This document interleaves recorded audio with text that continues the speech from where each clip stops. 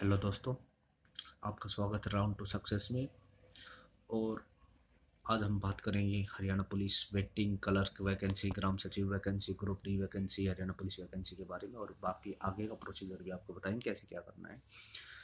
तो फ्रेंड्स, सबसे पहले आपको शिकायत थी कि मेरी वीडियो बहुत टाइम में आती थी, तो उसका रीज़न था कि मेरे एग्ज़ाम चल रहे थे। अब आपको टाइम पे वीडियो मिल जाएगी। ठीक है भाई, स्टार्ट करते हैं। देखिए, पहली बात, सब पूछ रहे हैं सर हरियाणा पुलिस की वेटिंग आएगी नहीं आएगी, इसके बारे में कुछ बताओ।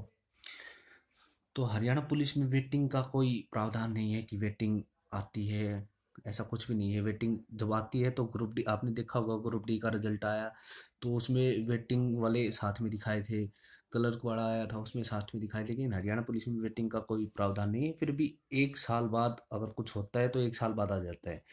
अब रिजल्ट आया है तो इसके 1 साल बाद अगर वैकेंसी खाली रहती है तो डिपार्टमेंट की मर्जी है, अगर वो वेटिंग में अपने हिसाब से डाल सकते हैं उसी हिसाब से। चलो, जो भाई हरियाणा पुलिस में मेल फीमेल में जिनका नंबर आ गया उनको बहुत बहुत कॉन्ग्रेचुलेसन, उनकी बहुत ही मेहनत थी जो रंग लाई। और जो भाई 1-2 नंबर से रह गए, वो इतनी टेंशन मत लो, आगे बहुत वैकेंसी आने वाली है, बस तैयारी करो मन लगा के, आप कामयाब हो जाओगे। देखो, अब फरवरी मार्च, जो फरवरी जा चुका है, मार्च में जो अब नोटिफिकेशन आने वाले हैं वो क्लर्क के, ग्राम सचिव पटवारी के, ग्रुप डी के, हरियाणा पुलिस के, इनके जो नोटिफिकेशन है वो आएंगे। क्लर्क में वैकेंसी लगभग बता रहे हैं 4500 के आसपास आएंगी, और ग्राम सचिव के वही 1200 1500 के आसपास आएंगी दोनों की। ग्रुप डी की 15,000 वैकेंसी आएंगी। इसी तरह हरियाणा पुलिस में भी 12,000 वैकेंसी आएंगी, जिसमें से लेडीज़ का अलग होगा और एसआई वगैरह की वैकेंसी भी आने वाली है। तो भाइयों, तैयार हो जाओ, पीछे जो कुछ हुआ, फेलियर की वजह कुछ भी रही हो, उसे भूलकर अच्छे से तैयारी करने में लग जाओ। और कैसे क्या करना है, अब बहुत से जो मेरे दोस्त हैं, मेरे भाई हैं, वो यही पूछते हैं कि सर तैयारी कैसे करें, कोचिंग ज्वाइन करें, क्या करें जिससे अच्छी तैयारी हो। तो भाई, मैं आपकी तरह एक आम बंदा हूँ, तो मैं आपको एक अच्छी राय दूंगा जो भी है। देखो, तैयारी कैसे करें, पहले तो ना भाई अपने लिए ना एक टाइम टेबल फिक्स कर लो कि मेरे को इतने बजे, 5 बजे उठना है, 6 बजे उठना है, 7 बजे उठना है, कोई प्रॉब्लम नहीं है। लेकिन ना, एक टाइम टेबल फिक्स कर लो कि इतने बजे उठना है। उठने के साथ जो अपना काम करके फ्री होके, जैसे 9 बजे फ्री हो गए तो 9 बजे से 12 बजे तक पढ़ाई करनी है आपको। और जो पढ़ाई का बेस्ट जो तरीका है ना, वो सेल्फ स्टडी से अच्छा कुछ भी नहीं है भाइयों। सेल्फ स्टडी से अच्छा कोई भी तरीका नहीं है पढ़ाई करने का। आपको 2 से 3 घंटे लगातार देने पड़ेंगे। ऐसा नहीं कि आप बीच में फ़ोन चलाओ, 5-6 घंटे पढ़ लो, वो नहीं। 2-3 घंटे पढ़ने का मतलब है 2-3 घंटे फिर बस पढ़ो और कुछ मत करो। सेकंड, आपको कहीं पे भी कोई प्रॉब्लम आती है तो यूट्यूब यूज करो। आजकल यूट्यूब पे सबके अपने अपने मेथड हैं, बहुत छोटे छोटे ट्रिक्स हैं जो सॉल्व 3-4 मिनट में निकलता है, वो आपको 15-20 सेकंड में हो जाता है। जो इजी, सबसे इजी जो ट्रिक हो ना, आप उसको अपनाओ। नेक्स्ट है टॉपिक क्लियर। बहुत से बच्चों का जो सबसे बड़ी प्रॉब्लम है वो टॉपिक क्लियर होने वाली होती है, कि उनको टॉपिक क्लियर नहीं होते हैं। जैसे मैं आपको बताऊं कि जैसे आ गए महमूद गजनवी। तो महमूद गजनवी भारत कब आया, पहला आक्रमण कब किया, किसके साथ किया। तो टॉपिक का मतलब है कि महमूद गजनवी के बारे में आपको पूरी शुरू से, ये फर्स्ट पॉइंट से और लास्ट तक, पूरी उसके डेथ तक आपको पूरा पता होना चाहिए। ऐसे टॉपिक क्लियर होता है।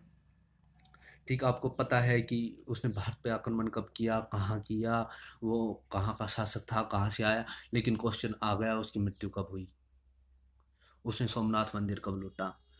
तो बाकी सब याद था आपको, लेकिन जो पूछा वही नहीं था।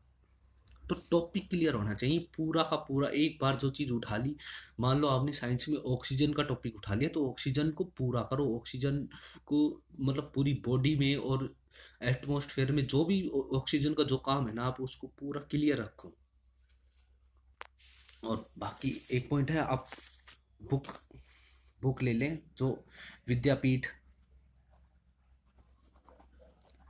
विद्यापीठ प्लस आर्यंत, विद्यापीठ या आर्यंत की बुक ले लें आप ये नहीं 5-6 बुक ले फिर बार बार पढ़ाई करो, ये नहीं, फिर सब कुछ ना अंदर वही भूल ही जाओगे। आप 1 या 2 बुक रखो, बुक स्मार्ट स्टडी करो, उनको ना पूरी तरह अच्छी तरह पढ़ो जितना भी उनमें है, और एक दूसरे से कंपेयर करो। हरियाणा में बहुत प्रॉब्लम आती है क्वेश्चन में कि बहुत ही ओके क्वेश्चन इस बुक में कुछ और है, उस बुक में कुछ और है।